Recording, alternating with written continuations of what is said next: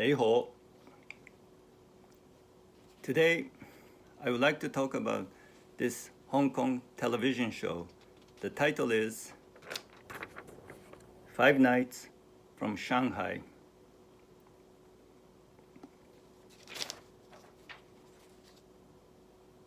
This show was on air for the first time in 1993, exactly 3 decades ago from today. So, as the 30th anniversary of this show, I shall critique and review it. It was in the year 1930.精武虎, a prestigious martial arts school in Shanghai,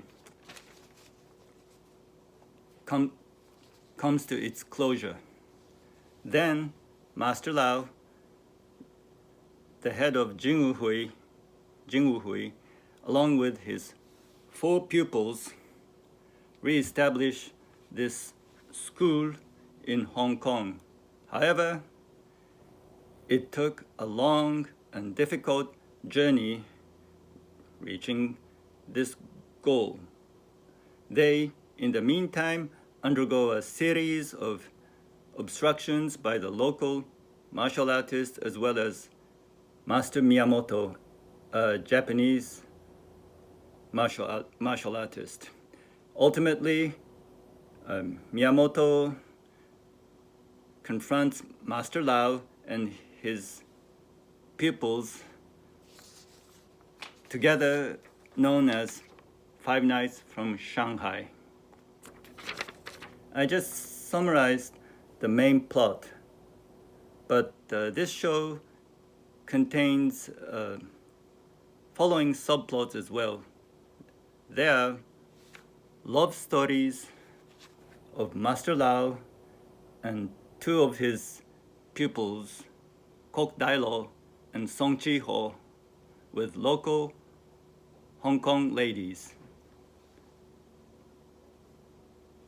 By the way, this show contains tons of martial arts, fighting, and training scenes and sequences. In the training sequences, slow motion shots are frequently used. I would like to say every one of these sequences is well shot, well choreographed, well edited, and very impressive. Oh yeah. Especially so is the 20th episode, the finale, between these time marks. In this episode, the 5 nights fight not just Miyamoto, but his subordinates, probably about 10 subordinates as well. Then the 5 nights, Miyamoto and the subordinates use not only fists and kicks, but Japanese samurai swords as well. In the end, Kok Dai-lo, one of the knights, gives decisive blows to Miyamoto. This showdown is the best sequence to me, very memorable and very epic. Also, in regards to other martial arts showdown scenes,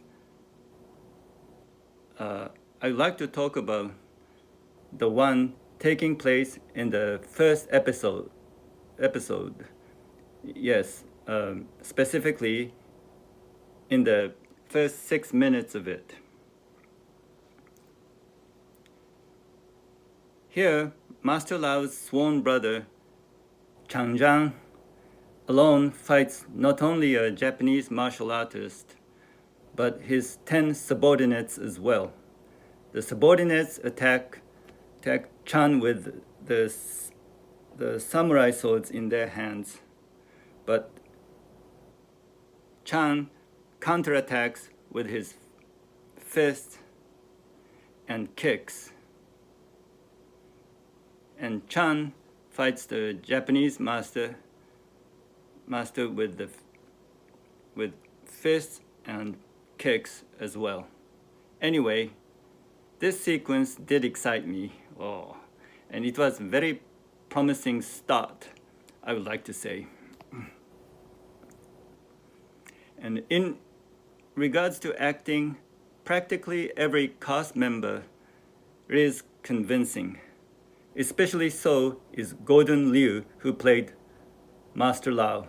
He is a veteran Hong Kong actor. He played Master Pai Mei in Kill Bill Volume 2.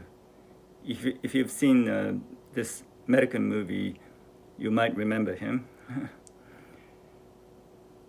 Also convincing is Frankie Lam, who plays Kok Tai Lo. Both Gordon and Frankie are outstanding among the cast members, in my opinion, and they both have charisma and great presence as well. By the way, Kok Tai Lo, rather than Master Lau, is the main character of this show, I must mention. In regards to the musical score, a same Cantonese pop song is played in the introduction and end credit rolls of every single episode of this show. It was atmospheric, very memorable. The melody stays inside my brain to this day. I can hum it, or even whistle it, and then same can be said about a piece of music played before and after the advertisement breaks as well. This piece of music is adrenaline pumping to me. In regards to the pacing, every single episode is steady, not slow at all. However, the first and the last 5 episodes are fast. Probably the finale went by the fastest pace, and the finale had an uplifting ending.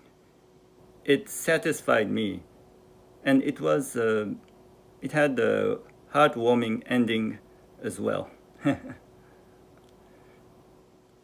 By the way, the show has some de facto funny scenes from my point of view. One of them is a character by the name of Muto use these Japanese phrases, baka and bakayaro, as if he was swearing. He uses as S-words, you know, that foul language S-words. These Japanese words don't literally translate to the S-words at all, I must mention. So every time Muto uses as swearing, I get a chuckle. Another is practically every scene of martial art fighting has the ending theme score of Blade Runner. Yes, this 1982 film with Harrison Ford. Yes, Ford. Every time I heard this piece of music played in the background, I chuckled, and I wouldn't say this piece of music was out of context, but I felt little odd and somehow funny. So these funny aspects did entertain me. After watching the entire 20 episodes of this show, I came to the following thoughts. 1. It had potential to be a Sentai show, like Power Ranger type show. Essentially, Five Nights from Shanghai is close to this type of show, I thought. If TVB, which produced and broadcasted Five Nights from Shanghai, made a Power Ranger type show based on it, it would be interesting. Indeed, these nights transform into morphed heroes like Power Rangers do. If cast members were to be those from the Five Nights from Shanghai, that would be wonderful, in my opinion. 2. I wish there was a collaboration of Five Nights from Shanghai and Geki Ranger. Geki Ranger is a Japanese Sentai show, again, Power Ranger type show. It was on air in 2007, if I remember correctly. Anyway, the morphed heroes of this show use Chinese martial art techniques whenever they confront their adversaries. So there could be an episode where these heroes learn martial art techniques from the Five Tigers from Shanghai. That would be interesting and entertaining, I believe. And if the very cast members of the Five Tigers of Shanghai, such as Gordon Liu and Frankie Lam, were to be in this Geki Ranger episode, it would be excellent. Yeah. 3. I wish Five Tigers from Shanghai featured Japanese actors such as Sonichiba or Yasuaki Kurata. They do have martial arts skills, I would like to point out. And moreover, Mr. Kurata has appeared in many Hong Kong films. So if any of them were to perform Miyamoto or Muto, they would probably do a great job, I believe. Yet the actors playing Miyamoto and Muto do a great job in terms of acting and actions, I must mention. Lastly, to those who are into Hong Kong martial art films, I do recommend to watch the entire 20 episodes of Five Nights from Shanghai, at least once. Yeah.